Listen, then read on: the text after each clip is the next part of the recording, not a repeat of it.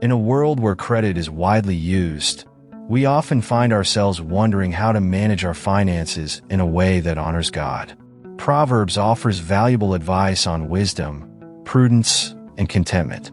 This video has been divided into 4 chapters in which we will conduct a brief, yet deep analysis of credit as a tool. Is it a blessing or a trap? We will explore the burden of debt and how it can be a form of modern-day slavery. In the 3rd chapter, we will look at biblical strategies for financial management, and we will conclude by discussing the wisdom of planning for the future with valuable tips on saving and investing from a Christian perspective. So, if this topic interests you, you are very welcome. Grab some water, a coffee, find a comfortable spot, and subscribe to the channel to follow more content like this every day. And the first fact is that often credit is seen as an inevitable resource in the modern world. But what does the Bible really teach us about this practice?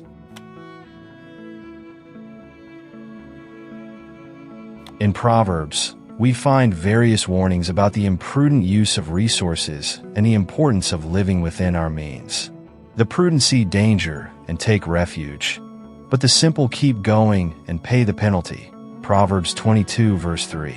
This passage invites us to consider the potential traps of taking on debt, especially when it exceeds our ability to repay. However, credit itself is not demonized. In some situations, it can be seen as a necessary tool to achieve greater goals, such as buying a home or investing in education. The key lies in the motivation and wisdom of the borrower. Proverbs 21 verse 5 reminds us that the plans of the diligent lead to profit as surely as haste leads to poverty. Therefore, before taking out a loan, it is essential to plan carefully and consider all options. The story of Joseph in Egypt is a biblical example of financial planning and prudence. He saved an entire nation from famine by storing grain during the years of abundance. Like Joseph, we must be strategic in our finances, using credit with discernment and purpose. It is interesting to note that Proverbs often compares wisdom to gold and silver, suggesting that true value does not lie in material possessions, but in the ability to make wise decisions. Therefore, when considering the use of credit, we must always ask ourselves, are we seeking wisdom or merely satisfying immediate desires? The Bible encourages us to avoid financial bondage. In Proverbs 22 verses 26 to 27, we find the warning. Do not be one who shakes hands in pledge or puts up security for debts. If you lack the means to pay, your very bed will be snatched from under you. Here, we see clear guidance to avoid debt that puts us at risk of losing what is essential to us. In conclusion, credit can be a useful tool, but it must be used with extreme caution and discernment. We must always seek God's guidance in our financial decisions and remember that our true security comes from trusting in Him, not in our possessions or financial abilities. When we think about debt, we often consider only the financial aspect, but the reality is that it has much deeper implications. The passage from Proverbs 22 verse 7, "The borrower is slave to the lender," not only warns us about the financial consequences of debt, but also about its emotional and spiritual impact. In the modern world, where credit is easily accessible, debts can quickly become a form of slavery that limits our freedom to follow God fully. But does this mean that all credit or loans are inherently wrong? Not necessarily. Proverbs guides us to be wise in our financial decisions and to avoid the path that leads to slavery. The key lies in prudence and moderation. We should not allow the desire for material goods to compromise our peace and spiritual security. A recent study showed that a large number of families live with high levels of debt, resulting in ongoing stress and anxiety. The Apostle Paul, in Romans 13 verse 8, exhorts us to owe nothing to anyone except love. This reminds us that our focus should be on living lives that reflect the love of Christ, not on accumulating possessions that may eventually lead us to ruin. In many cultures, credit is promoted as a tool to achieve a better life. However, Proverbs calls us to a different perspective. Better a little with the fear of the Lord than great wealth with turmoil. Proverbs 15 verse 16. This suggests that a life of contentment, based on trust in God, is far more valuable than the incessant pursuit of more. To avoid falling into the trap of debt, it is essential to practice self-control and learn to differentiate between what is a need and what is a desire. Proverbs 30 verses 8 to 9 offers a wise prayer. Give me neither poverty nor riches, but give me only my daily bread. This request reflects deep wisdom and an understanding of the true source of satisfaction. The modern slavery of debt is not only financial, it is also a slavery of the spirit, distracting us from our true purpose. We must remember that our identity and security come from God, not from material possessions. By applying biblical principles of contentment and moderation, we can live more freely and fully. Therefore, when considering taking on debt, reflect deeply on your motivation and the long-term implications for your spiritual and emotional life. Ask God for wisdom to make choices that honor Him and free you to serve Him fully. As Christians, we are called to be wise stewards of the resources God has given us, and the book of Proverbs offers numerous practical insights on how to do this. But how do these ancient teachings apply to the modern financial world? Let's explore some of the most powerful lessons from Proverbs on financial management and how they can guide us in our daily decisions. Proverbs 27 verses 23 to 24 advises, "Be sure you know the condition of your flocks. Give careful attention to your herds, for riches do not endure forever." This verse emphasizes the importance of diligently monitoring and managing our resources. In financial terms, this can translate to maintaining an up-to-date budget and knowing exactly where your money is going. Additionally, Proverbs 6 verses 6 to 8 instructs us to learn from the ant, which works hard in the summer to ensure its survival in the winter. This is a perfect example of the importance of saving for the future, a principle that remains crucial today, especially as we face economic uncertainties. Often, the desire for financial security leads people to make reckless guarantees.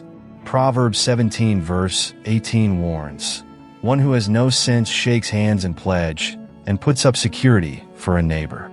This passage encourages us to avoid financial commitments that might put our well-being at risk. Instead, we should aim to build a financial cushion that allows us to handle emergencies without resorting to debt. Another fundamental principle found in Proverbs is that of giving generously. Proverbs 11 verses 24 to 25 says, "One person gives freely, yet gains even more. Another withholds unduly, but comes to poverty. A generous person will prosper. Whoever refreshes others will be refreshed." Generosity, when done wisely, is an expression of our trust in God as our provider and a way to align ourselves with His heart for the needy. However, being generous does not mean being irresponsible. We must balance the desire to help with the need to be good stewards of our resources. This includes avoiding excessive debt to give or spending more than we can afford. Additionally, Proverbs teaches us the importance of diligent work. The plans of the diligent lead to profit, but haste leads to poverty. Proverbs 21 verse 5. This wisdom still applies today. Financial success rarely comes by chance, but through consistent effort and discipline. Last but not least, Proverbs 13 verse 11 reminds us that dishonest money dwindles away, but whoever gathers money little by little makes it grow. This counsel encourages us to avoid financial shortcuts and to seek integrity in all our transactions. Financial management, according to Proverbs, is therefore a combination of diligent planning, prudent saving, hard work, balanced generosity, and integrity. By applying these principles, we not only strengthen our finances, but also align our lives with God's will. Have you ever thought about what the Bible says about investments? While the word investment may not be directly found in Scripture, the principles of future planning and saving are clearly present. Proverbs 13 verse 22 tells us, "A good person leaves an inheritance for their children's children." This verse highlights the importance of planning not just for the present, but also for future generations. The concept of long-term financial planning is reaffirmed in Proverbs 21 verse 20. The wise store up choice food and olive oil, but fools gulp theirs down. This teaches us the importance of building a financial reserve to face times of crisis and avoid reckless consumption. Christians often wonder if investing is compatible with faith. After all, investment involves a certain degree of risk, and how can we justify that in light of our trust in God? However, Proverbs 31 verse 16 presents the virtuous woman who considers a field and buys it. Out of her earnings, she plants a vineyard. Here we see a clear example of someone who invests wisely and uses her resources to generate more, demonstrating that investing is not contrary to biblical principles when done with wisdom and integrity. When talking about investments, it's important to address the topic of diversification, a principle also found in Ecclesiastes 11 verse 2. Invest in 7 ventures, yes, in 8. You do not know what disaster may come upon the land. Diversification helps mitigate risks and protect against losses, a concept that is just as relevant today as it was in biblical times. Another crucial aspect of Christian financial planning is the mindset of stewardship.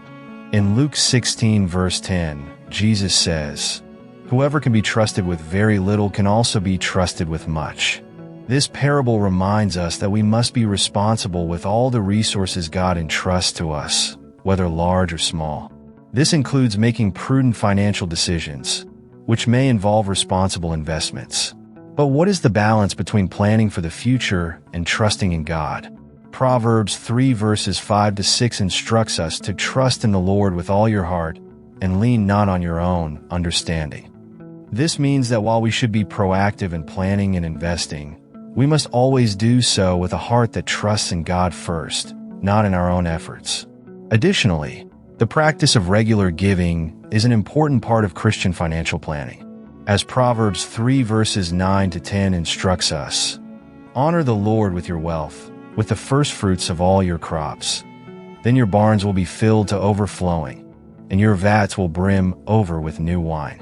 Here, we see that generosity is an essential part of financial wisdom, bringing both material and spiritual blessings. Planning for the future, saving, and investing are not acts of distrust in God, but rather acts of obedience to His instruction to be good stewards of all He has given us. We must seek to balance our responsibility to plan with our faith in God as our ultimate provider. Finally, when considering investments, it is vital to remember that all our resources belong to God. We must always seek His guidance in our financial decisions, aiming for His glory above all else. This approach ensures that our financial practices are always done with a heart aligned with God's will. As we reflect on the role of credit and loans in the Christian life in light of the teachings of Proverbs, we are invited to rethink our relationship with finances. The principles of wisdom, prudence, generosity, and trust in God presented in this ancient book are still highly relevant today. They help us navigate the financial complexities of the modern world in a way that honors God and promotes freedom rather than bondage. Ultimately, credit and loans can be used wisely, but they must always be approached with caution and discernment. By applying the wisdom of Proverbs, we can ensure that our financial practices are an extension of our faith and a testimony of God's provision and faithfulness in our lives.